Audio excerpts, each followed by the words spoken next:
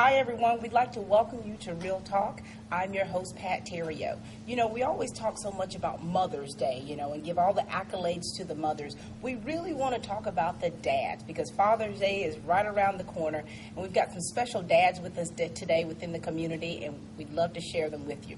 We're going to start first with Dr. Frank Jordan. How are you, sir? I'm good, Pat. How are you? Good to see you. Now, Dr. Jordan, you're the Supervisor of Public Affairs at the VA. I am. But you're also a dad. I am 3 times. 3 times. So tell us a little bit about yourself and about your fatherhood experiences you've had through the years. Before becoming a public affairs officer at the Carl Vinson VA Medical Center here in Dublin, Georgia, the best VA medical center in the country, by the way. I was the chief of police there, and I have 3 sons. The youngest is just turned 28, or about to turn 28, I'm sorry. Your baby's 28? 28, and the oldest is 31, Jason, Josh, and Philip. And they're joy, they're good boys, they're very polite, respectful. I can't say enough about how much I love them and love being with them. It's a lot more fun now that they're grown. Right. When they're younger, of course, you go through all the challenges parents experience, and when you're the dad, I don't think kids get that when you're the father or the mother, you worry about them constantly. It's not something they understand as children because they think they're immortal. But parents, you always worry about what they're doing, what's going to affect their lives, and what you're doing if you're being effective in trying to help them be responsible, effective adults and have a good life. So I don't think they understand you never get out of that. You never get out of it. Now, how was it for you as a dad when they were little boys? I was a sergeant with the Dublin Police Department here for many years. That involved a lot of shift work. Wow. Very rewarding experience. Loved being a member of that police department. But, of course, with the children, the activities they had going on, it was often difficult to get to those activities. So budgeting my time and trying to be there for them and let them know how much I cared about them and what was going on in their lives, it was difficult. But I tried to prioritize it, and sometimes I was successful, sometimes I wasn't. But the good news is now it makes me feel urgent to really, when I'm with them, spend quality time, let them know how much I care about them. Absolutely. Now you're a grandfather. I'm you a have grandfather. grandkids. I have 2 grandsons, both age 7, written and bred, and they're over the house all the time, which would sound like a wonderful thing all the time. Well, I mean, it depends on who says that. They're great. They're wonderful boys. They're very polite. They're really growing up already, and they're very respectful young men. I'm very proud of them. So I bet it's really cool to be a grandpa, to where it's, what do they call you now? You've got some special name that they call you something special? We've played with the names. They call me Big Papa and Papa Frank. Big Papa. And that kind of stuff. Yeah, that was my joke. Right. They think it's funny.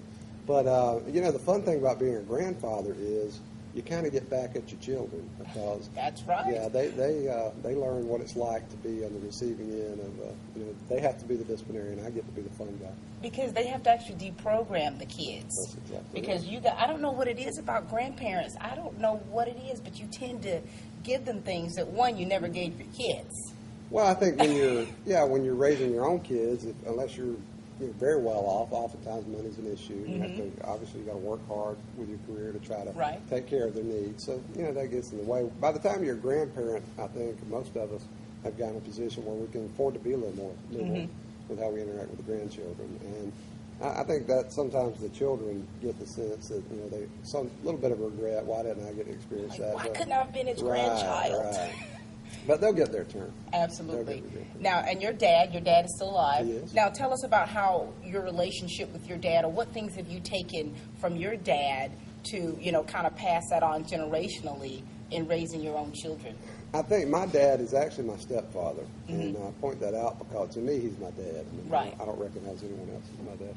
But I point that out because I think any healthy man can produce children. I mean, it's not a hard thing to do. Won't get into the details. Right. But to be a father, to be responsible and really care about someone, a child that's not biologically yours, to give that kind of devotion, takes an incredible person. And my dad is just a wonderful person. One of the things I learned from him that I really embrace more as I get older is he's a good person. And to say that someone's a good person sounds like a simple thing, but it's not simple. It's hard in this day and age, especially with everything that goes on in the world, to be a really good person. And he's that. He's very dependable. He's respectful.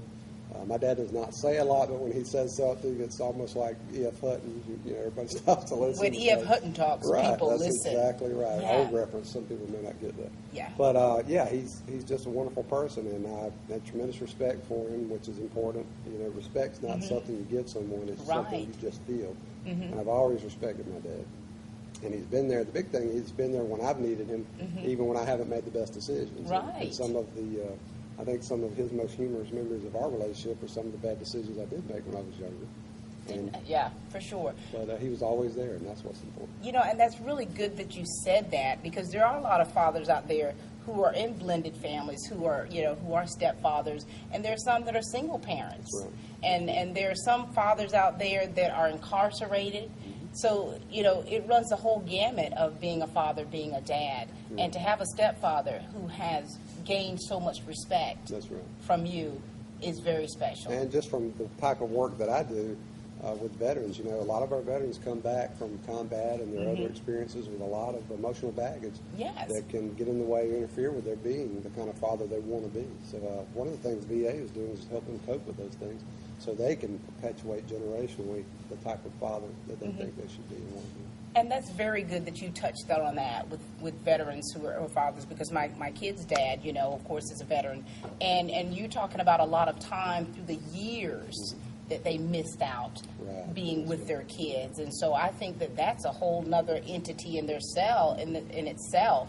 And so it's good to have someone like you in the position that you are, with the influence of the veterans that you do have because of your home training. And I was still in the military when my youngest son was born, and it was quite a challenge to be a new father, dealing with him when he was an infant, and meet my responsibilities in the U.S. Navy.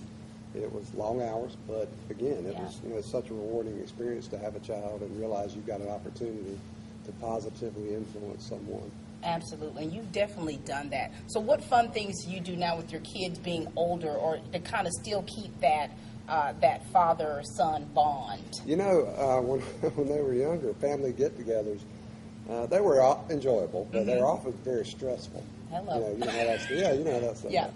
But it's interesting now when the kids come over, and we have them over all the time. It's just so relaxed and enjoyable. They're grown men now with their own perspectives. We have oftentimes still have some of those humorous conversations that I won't go into here, but they have their own perspectives. It's interesting to hear them make their arguments and talk about how life is going for them. My middle son, Josh, he's the one that has the 2 grandchildren, and he's such a dedicated father. It makes me proud, to see him. Everything he does is about those children. I bet it does. And to see him to flower like that as a father himself is just remarkable.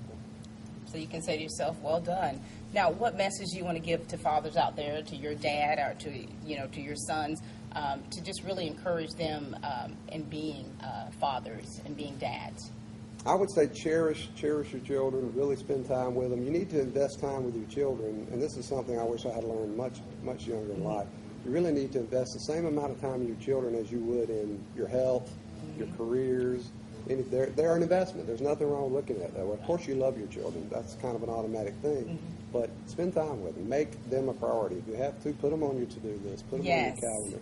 And I think that's the way to go. Remember, again, like I said, anyone can have a child, but it takes a dedicated person to be a father. It really does.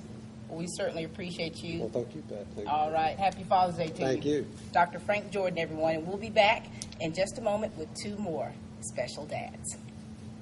And we've got Dr. Jamison Dravic, the Associate Superintendent for Lawrence County School System. How are you doing, Doc? Doing well, thank you. Good to see you here. Glad to be here. Now, we're talking about your role as a dad. I mean, everyone knows you and your professional status, but we're talking about that role when you're able to take your hat off and kick your shoes off. Well, I don't know about take the hat off. It's a different hat. It is a different hat. It's a different hat. Tell us about that. Well, it's very exciting. It's a lot of work. My wife and I have 4 children, 3 boys and 1 girl. What are their ages? Wow. My wife always gets on to me about that. Right.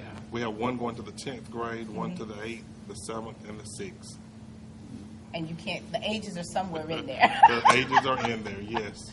How has fatherhood been for you? Because you've been in the school system for how long? How long have you been working? 21 years. 21 years in Lawrence County. Wow. And so, talking with, you've worked with kids through the years. Yes. And yes, always have. Always have. How's your role been as a dad? That's been different. It's different when you move from the role of being the educator to having your own children. And in that role, it's truly a different hat. You're more sensitive to their issues, and you have to learn to be. It's a challenging role, but the role is all day, every day. That's right. Every day of the year.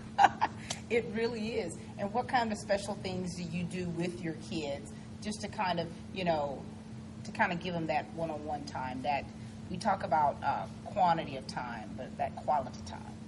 That's been a challenge. As professionally as you move along your profession, it becomes a challenge to provide the quality time. But each year is a little bit different. As the children grow up, their activities change.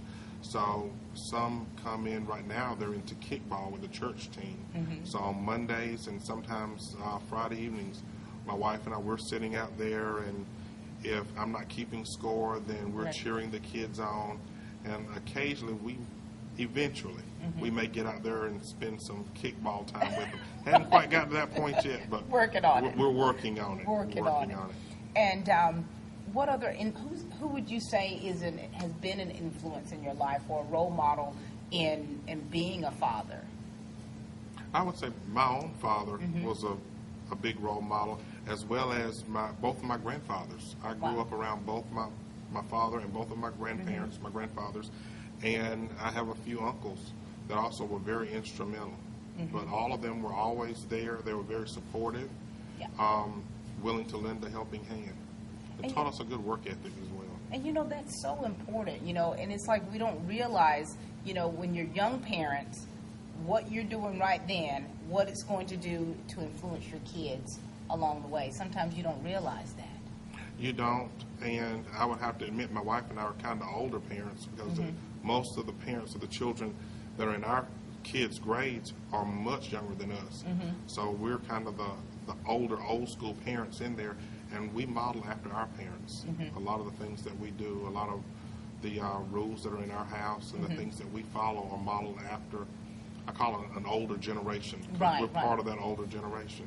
And so what are some of those things, because now you find parents really trying to be their kids' best friend. That's right. Dressing like their kids, listen to the same music as their kids. I'm not saying that that's all bad, but I'm saying when you're talking about the old school, what kind of rules do you have that you use? Well, one of the rules is we are the parents. Okay. We're not necessarily your best friend. Right. We are the parents. And that's something that even if I forget, my wife is quick to remind me, there's a line. We're the parents, and the children are the children. Yeah. And the parents have the sole responsibility of the household. We don't dress like our kids. We don't always listen to the same music. We will sit and listen to music, and we'll take turns, but we're not necessarily in their world on those issues. Right. And we don't necessarily make them be in our world, but some of the rules that come in, for example, everyone has chores, and you have to follow those chores. This is not a free world. Right. So we all have to work. Yeah. The yards have to be tended to, the dishes have to be washed, your rooms have to be clean. Right. There's no one that's going to come in and do it for you. And there's consequences to various disagreements if you don't quite get those challenges met. That's good. That's real good. You had good home training yourself. Now tell them who your parents are, because I know your mom. Yes, well, my mother taught for West Lawrence, or Lawrence County School District, for about 34 years and works for the County Extension Service. And she is Geneva Largene Martin Dravic. She is from Statesboro, Georgia. And my father grew up here in Dublin over in the Scottsville community, and his name is Reverend James Robert Dravic, Jr. Well, so there you go. You've had some solid foundation. Yes, yes, we did. Solid foundations. And now, working in the school system and now in the position that you have, what things are you doing now to mentor not just your kids, but other kids? Well, one of the things I would say to start off with in mentoring others is remembering your role, but that people are watching you every minute and every second of the day, no matter where. You can be in Walmart, and the choices that you make, the things that you do, what you say, other people are watching, and they're learning from your actions. Absolutely. So that's one of the things that I would say is the first thing in mentoring. But a lot of young people will come through, sometimes my children's friends, and you have to remember to a certain degree to parent those children as well. Absolutely. And sometimes when you see children going the wrong way, you have to know how to gently go in and to help them to redirect their behavior in a more positive way. Steering them back right in distance. Right, that's correct. That's right. And so, I want to give all the fathers here an opportunity to give a Father's Day message or a word of encouragement to fathers out there, and we'll give you the floor. Well, I would encourage all fathers to love their children, love their mother, and to remember that the children are people too. And we have to be role models for them. We have to mind how we act inside the home as well as outside of the home. And sometimes we always tell children that you'll have to do things that you don't want to do in life, like take out the trash. But we also have to remember those same words. There's some times when you may not want to go to the football game on Friday night and sit in the rain and cheer your child on if they're playing or not playing. Right. But as a parent, those are some things that you have to do so that your child knows, they understand, and they know that you love them. And no matter what, you don't mind investing some of your time into them. Those are things I think are very important. Very important. Well, we thank you so much, Dr. Dravic. Thank you. All Thank right. you. Good to have you here with us. Thank you. We'll be back in just a moment. We are back, everyone, and we're talking about fathers today. And we've got two very special fathers with us today. We've got Mr. Stan Cooley, who's the headmaster of Trinity Christian School, and we've got Woodrow Carswell, the track coach over at East Lawrence, and also ISS, with all the good kids, right? All the good kids. We're certainly happy to have both of you here today. And you know what we're talking about. I mean, we know that you have different roles within the school systems, but we also know your dads. All right, we'll start with you, Mr. Cooley. Tell us a little bit about you and about fatherhood. Well, grew up here in Dublin and came back after retiring from the military, and which brings a different aspect with that also on having children. Just grew up in the military. Right. But my wife and I, Linda, and we have 3 children, Jay, Will, and Bess, 29, 25, and our daughter will turn 21 on the 14th, and Nice. she'll celebrate her birthday in Africa. Oh, how She leaves today on a mission trip for 6 weeks, and so How awesome. Long are the days of the birthday parties, right? that's right. And so, tell us about how that experience has been for you, being a retired military man, and of course we know all the transition and moving and deployment. So how's that been for you through the years? It's really gone well. Our oldest was born in Germany, our second in California, and our third in Oklahoma. And it was, the transition to Dublin went very well. But while having children in the military, again, as you experienced, my wife did an awful lot while I was gone early and coming in late, and deployed at different times. We were, and we still follow the same rules.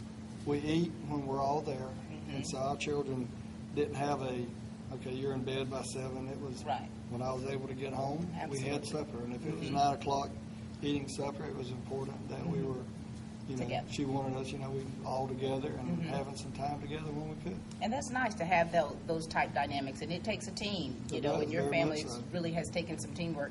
We'll talk with you, Coach Carswell, or Sewell. I had to throw that out. People over on the east side know you as Sewell, so I had to. Yes. We'll talk to you next. Well, I was born in Lawrence County. My family moved with my parents. Well, my grandparents raised me, actually. And we moved to Dodge County. I went away to college and ended up back here in Dublin. Back here in Dublin. Back here in Dublin. I have 2 sons. I think they're like 38, 40. Wow. And from those 2 sons, I have 8 grandchildren. 8 grandchildren. Yes. My, has the time flown, hasn't it? It has. How's your experience been? I mean, of course, we know through the years, I mean, your kids are all adults. Yes. And you have all these grandkids. How have your experiences been through the years in raising your kids? Well, in my case, I was like a single parent.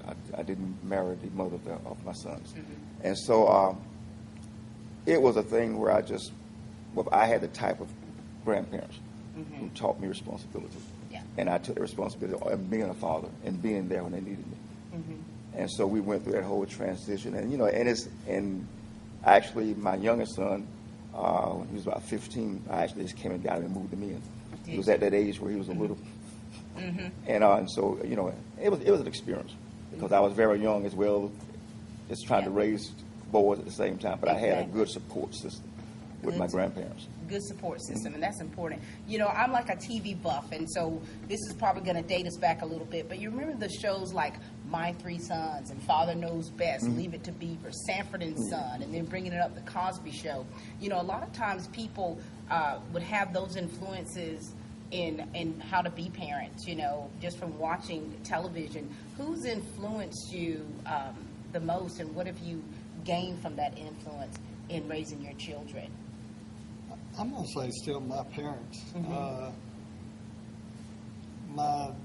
never knew my, biological dad. Right. But at 3 years old, my mom married, and my dad took me in, and that was very important and to me, and he is my dad.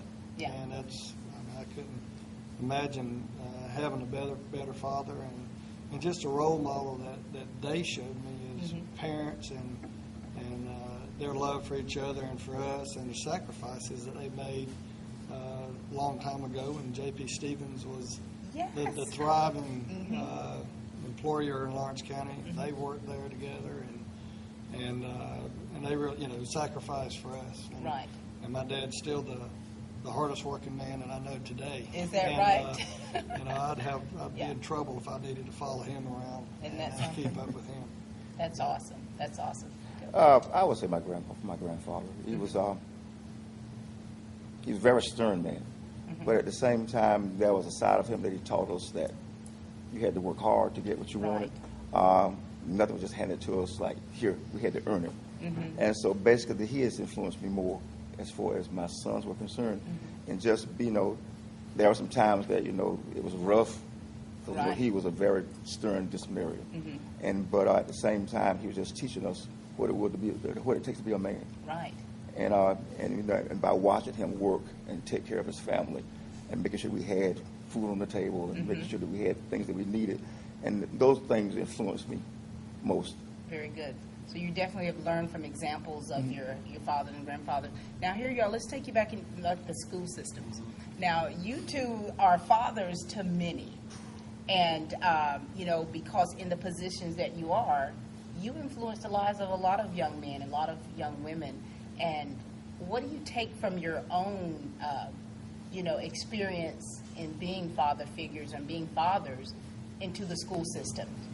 Because there are a lot of kids out there that don't have the best dads, that don't have fathers, that have different, dynamics than how you possibly were raised. So what do you take from your own experience in helping raise these kids, so to speak? Does that make sense? It does, and I try to treat them as I would one of my own. And, whether it's holding them up to the same level and to push them and encourage them, and whether it's to, you listen to them and find out, what's going on in their lives, and to be there for them. And they realize that when you're able to be there for them, and they'll come to you and talk to you. And, with you being at a Christian school, I'm sure that gives you a little bit more flexibility in being able to really share the love of Christ with kids. And it is, and, through speaking at our chapel services and having them in the office and being able to, open up with them and share, my faith openly and share Christ and, how He loves us and died for us and to try to be the example as, my dad was to me, to them. And how long have you been working in education? 15 years. 15 years. Now, my kids, I don't, just from my volunteer work in the schools, my kids would get so jealous of the time I would spend Right. with other kids. Did you ever experience that? Well, with our three out there at the school, and I was able to teach each one of them. Right. And actually was able to coach each one of them in various sports. And so How cool is that? I got to spend a lot of time with them. And that was special to me that I Mm-hmm. probably wouldn't have been able to do in other occupations. Mm-hmm. So there was a lot of extra time that we had. But there was a lot of talk that just involved the school because, we were at home or Or at at school school or or at at church. church. Those were kind of our triangle. Well, that's good. So you had a plus through the years. Right, I did. All right, Coach Carswell. Well, I coach track, and so yes, I deal with a lot of young men who don't have active fathers in their lives, and so and it's different. You become a lot of things to them. You become Right. a father to some of them. You become a friend to some of them, in a sense. You become a counselor. They Right. they talk about things. And I think they just want somebody to listen to them. There are things they don't quite understand. They think they do, but Of course. they'll talk about it to you, and you're able to kind of guide them. And it's been, over the good Lord, I think I've been in education 38 years now. 38 years. 38 years. My ears are, let me. And it's just that, and over that period of time, it's just been something, I can remember one young man, specifically Terry Grant, and he was a young man that just kind of had a hard time. Right. And I ended up actually taking him in and raising him. Wow. And, and I was proud of it because he went away to college. And, that was not even in his thought process. He was in middle school, but, he went away to college and he's doing well. And, and those kinds of things that, That's that what I'm makes there it all, with. worth those it. kind of things make it worth it. And, with working with ISS, Oh yes, that's and in there in ISS most times they come into ISS. My usual question is why are you here? And they said I said okay. They said now what do you say? What did you do? right. And so you get a chance to talk to them and tell them sometimes it's just not what it's not what you did that got you in trouble. It's how you reacted to it. That's And so most true. time that's what it is. It's not what they did actually, but when they were confronted, it's how they reacted. Wow, that's so true, and that's so good. Now, what kind of message can you give to those fathers out there that they can take a little advice from you two?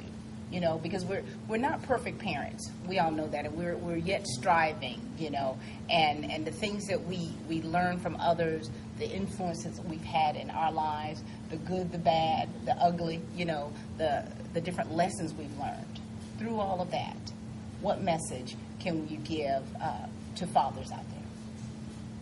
I think spend time with your children as much as you can because it's not the material things, but it's the little things of being with them and experiencing different things. And whether it's, you go off on my oldest and I went off on a barbecue tour for a couple of days, or our middle one, and he's into music, and us being able to share music from my decades, which he says it would have been cool to have been in that decade in the 70s, and Yes. and the youngest, our daughter, just being able to experience anything, even if it's watching the show about the world's top model, or America's Next Top Model. I've spent many a day watching that, even Yes. with her, just to be Just with to her. be here, just have that And, time. just to have time. And you're right. You're not going to be perfect, but you just got to roll with it and Yeah. move on with it. Absolutely. That's good. I would say that they basically, in dealing with the young men that I deal with, I think, sometimes the guys, when you listen to them talk, Dad did buy me these shoes, but I think they'd rather have Dad at the track. They'd rather have Dad in the Yes. stand. And that's one of the things that I try to encourage, is that you come and see them run and not just hear about what they're doing. And I think that's the message I get from all the young men that talk. They just rather have their dad is there. And The money is good. Thank you for the money. Thank you for the shoes. Right. But I want you. there. And and I want to say something about that. My father had 14 children from my mother, and it wasn't until my dad was dying, he was on his deathbed, I was 19, when he said to me, he apologized for not coming to my games, not coming to watch me play sports, and that means a lot to have your father there. and he wanted to do those things, but he felt like with his generation, the age where he was, providing was the top priority, is to provide. And so for the fathers out there, all of you have said to spend time with your children if you're able to do that, the quality time. I think that's important because, our schedules are busy. And so thank you all so much. We're so glad to have you here. I want to say a shout out to my kid's father, Darren Terrio, to my dad, Louis Stanley, my brother-in-law, Robert Nelson, who raised me as a teenager, took me in at 13 years old, and my brothers, Richard, Otha, and James, and all my in-laws. Happy Father's Day to you all. Happy Father's Day to the TV 35 men out there. And it's important to spend time as much as you can to learn from the examples that we have had set before us. And that's very important. Yes, it is. And so all the fathers out there, happy Father's Day, happy Daddy's Day to all of you. Thank you so much for joining us today. Thank you. All right. Thank you for watching Real Talk, and please keep watching.